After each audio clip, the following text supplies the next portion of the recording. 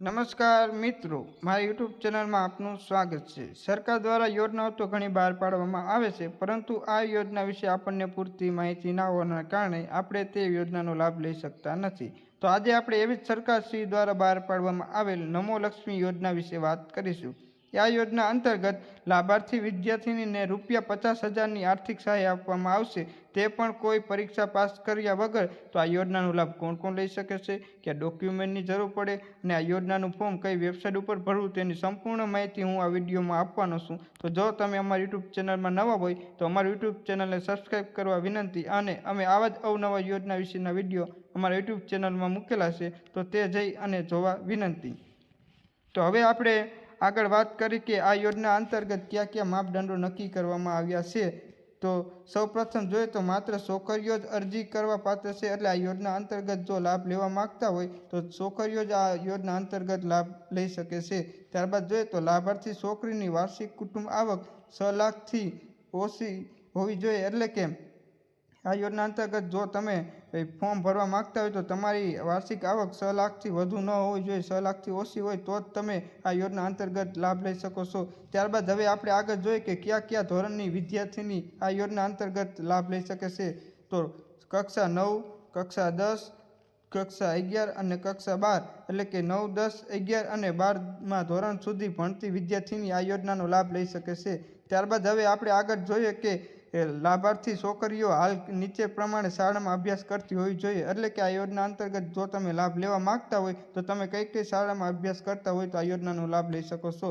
તો સૌપ્રથમ જોઈએ તો સરકારી શાળામાં અભ્યાસ કરતી વિદ્યાર્થીની, ત્યારબાદ બિન સરકારી અનુદાનિત શાળામાં અભ્યાસ કરતી વિદ્યાર્થીની, ત્યારબાદ ખાનગી શાળામાં અભ્યાસ કરતી વિદ્યાર્થીની। એટલે અહીં દર્શાવેલ 3 શાળામાંથી કોઈ પણ શાળામાં અભ્યાસ કરતી વિદ્યાર્થીની આ યોજના અંતર્ગત ફોર્મ ભરી શકે છે અને ₹50,000ની આર્થિક સહાય મેળવી શકે છે।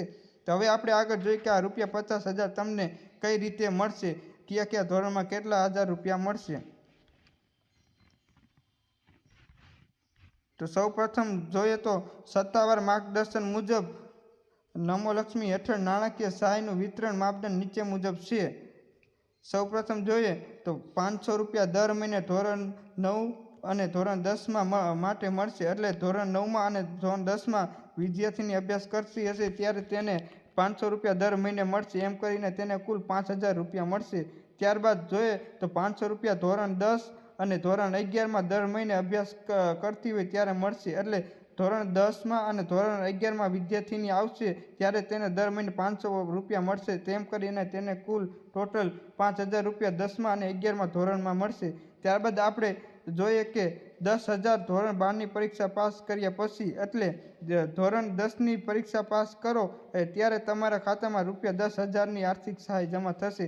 ત્યારબાદ આપણે આગળ જોઈએ કે 750 દર મહિને ધોરણ 11 અને ધોરણ 12 માટે, એટલે કે ધોરણ 11માં અને ધોરણ 12માં જ્યારે તમારી છોકરી આવશે ત્યારે તેને 750 દર મહિને જમા થશે અને તે કુલ ₹7,500 થશે। ત્યારબાદ આપણે જોઈએ કે 750 ધોરણ 11 અને ધોરણ 12 માટે, એટલે ધોરણ 11મું અને 12મું આવશે ત્યારે પણ તે ₹750 જમા થશે, એટલે તેના ₹7,500 જમા થશે।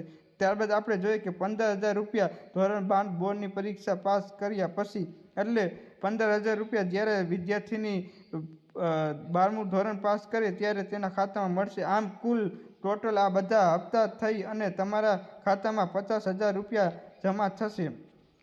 તો આ હતી આ યોજના વિશેના હપ્તાની માહિતી। હવે આપણે આગળ જોઈએ કે આ યોજના અંતર્ગત લાભ લેવા માટે આપણે કયા કયા દસ્તાવેજની જરૂર પડે। તો સૌપ્રથમ જોઈએ તો ગુજરાત સરકારની નમો લક્ષ્મી યોજના હેઠળ શિષ્યવૃત્તિ નાણાકીય સહાય મેળવવા માટે અરજી કરતી વખતે નીચે મુજબના ડોક્યુમેન્ટની જરૂર પડે। તો સૌપ્રથમ જોઈએ તો ગુજરાતના નિવાસ સ્થાન અથવા તો રહેણાંકનો પુરાવો, એટલે ગુજરાતમાં રહેતા વિદ્યાર્થીની આ યોજનાનો લાભ લઈ શકે છે અને તેનો રહેણાંકનો પુરાવો સાથે જોડવાનો રહેશે। ત્યારબાદ વિદ્યાર્થીનીનું આધાર કાર્ડ જોડવાનું રહેશે, ત્યારબાદ જાતિનું પ્રમાણપત્ર જોડવાનું રહેશે, ત્યારબાદ આવકનું પ્રમાણપત્ર જોડવાનું રહેશે,